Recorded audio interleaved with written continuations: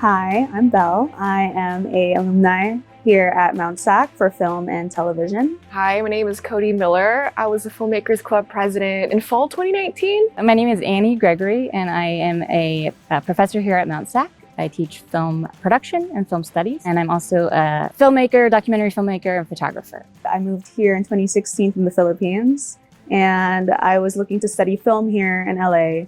And the one school that worked out for me was Mount SAC. The one thing that I always came back to and I found that I was just passionate about was film.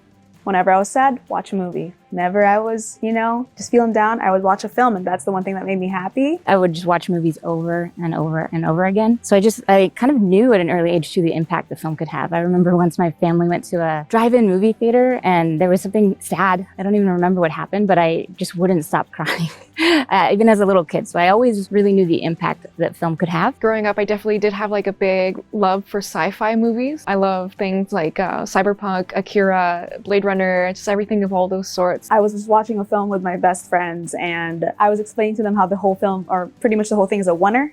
And they were like, "What is that?" And I explained it to them. And this is me never thinking that I would ever pursue film as a career. And when I was explaining it, one of them just said, "Why don't you just study film?" And in that moment, it just clicked.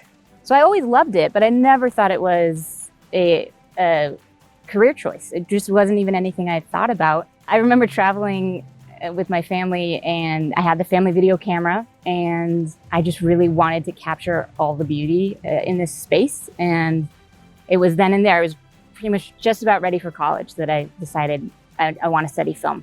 So growing up, I just loved movies. I would watch the same movie over and over and over again. I never considered, as a kid, who directed it or were there women filmmakers. It was just, I just liked the movies. I didn't realize it was mainly a male career at the time. I just didn't. And I got to college, and at that time I was maybe one of two females in a film class. And then I started noticing little things, like if it was a male teacher and it was like a film history class, they were all male directors and it was almost always male protagonists. And I started to kind of just notice that okay, those films are speaking a little more to them maybe than they were to me. And that's not always the way it is, but I just noticed that it was a more one-sided perspective. You definitely see the majority of people that work on set in film, the majority of people who have made it in film. And it can be a little intimidating not seeing a lot of women in those positions, but it's been better. So that's really inspiring. We have a huge history of female filmmakers from the very beginning. For years, I taught Catherine Bigelow was the first and so far only, and I taught this for years, first and so far only woman to win a Best Director Oscar, right? She also won for Best Picture for The Hurt Locker. I taught that for years. And then last year, Chloe Zhao with Nomadland. Okay, I get to change my slides, right? I get to change my class up a bit. So when you're teaching film history, other than new big directors, the content doesn't change all that much. So I was really excited. Oh my gosh, after years and years of teaching this, I can update slides. Another woman has won a Best Director Oscar.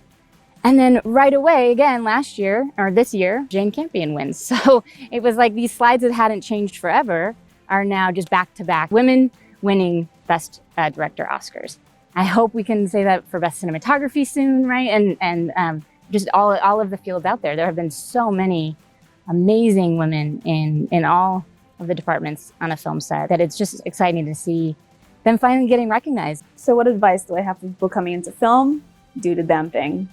Can I say that? Do the damn thing. Oh my gosh, that is one thing I'm still learning myself. It is so scary to get into this business, but audition for the thing, write the thing, direct the thing, apply for the thing, just do it.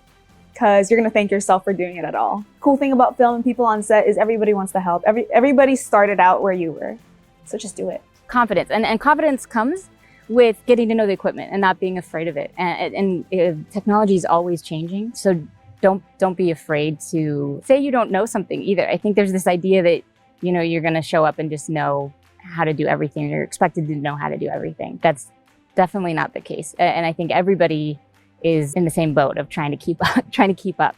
And then also there's just, anybody can make a movie right now, right? Which is the best thing, but also it means there's a lot of content out there. So I think that's why it's important to have confidence in your voice so that you don't kind of get caught up in the competition that it might feel like some of the times. Just telling people about my art in general is just so scary to me. Being on set, it's very intimidating sometimes to be with a bunch of people who they obviously know what they're doing and you not knowing. It can be a little scary. I have a lot of imposter syndrome. Don't let anybody talk shit about you and make you feel bad about yourself. It's my passion, and whatever your passion is, don't let anybody say that you can't do it. I think the one moment or time that really solidified my choice in film was when we made Kaya. Because the longest time, my biggest struggle has always been, can I do it? I don't think I can. I don't think I'm gonna be able to ever make it up to these people's levels. But once I did that, it finally made me realize of what I was capable of. Doing it here at Mount Sac, the Filmmakers Club, doing Kaya was so cool because everyone's on the same boat, everyone's learning. That's what I finally realized, that no one's gonna be judging me for not knowing how to set up a C-stand. They're gonna teach me, they're gonna help me out. I feel like if I didn't join the film club, I would definitely have made 0 short films by now. Because it also is your community. Because you need people who will support you, and film club is a great place to meet other people who are like-minded. What inspires me most, in terms of women in film, is when I'm working on set with you guys, honestly. Seeing all of us working hard, just trying to build our careers in film is just very inspiring to me and just gives me so much hope for the future for women in film, Yeah. I just love how daring students are and willing to take risks. And it's a time in your life where you're learning, what is your style, what works, what are the options out there. And with film, the options are really limitless, right? Your film can take place anywhere at any time period. I just love how much I've learned from my students over the years. And I always say, I think as much as I love teaching and I always hope I'm teaching well, I have always learned more from my students than I think they learn from me, just in their own style, their creativity, and their willingness to just experiment and try something. That's what, film school is all about.